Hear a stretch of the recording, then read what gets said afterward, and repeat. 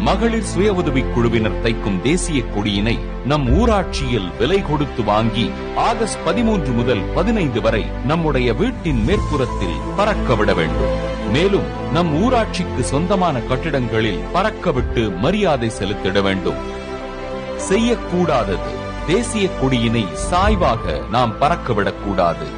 சேதமடைந்த அல்லது அழுக்கடைந்த தேசிய கொடியினை நாம் பயன்படுத்தக்கூடாது. தேசிய கொடி பிற கொடிகளுடன் பறக்கும் பொழுது தாழ்வாக பறக்காமல் பார்த்துக் கொள்ள வேண்டும். மேசையின் மீது விரிப்பாக விரிக்கக்கூடாது.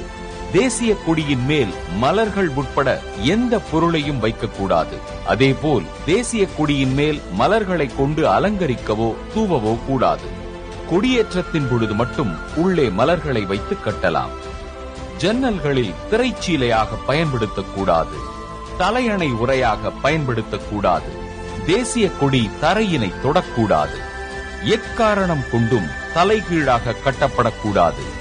தேசிய கொடியின் மீது கால் படக்கூடாது. வாகனங்களில் பக்கவாட்டிலோ முன்புறத்திலோ பயன்படுத்தக்கூடாது.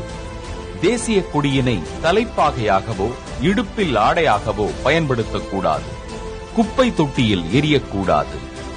கயிறாக பயன்படுத்தக்கூடாது. முகக்கவசமாக அணியக்கூடாது. அவமரியாதை செய்வது போல் கண்ட இடங்களில் கட்டக்கூடாது. தேசிய கொடியினை நமது சட்டையின் இடதுபுறம் மட்டும்தான் குத்திக் கொள்ள வேண்டும். வலதுபுறம் குத்தக்கூடாது.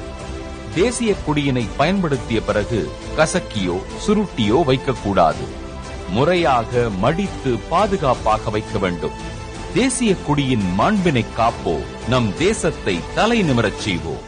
பொதுநலன் கருதி வெளியிடுவோர் காஞ்சிபுரம் மாவட்ட நிர்வாகம்.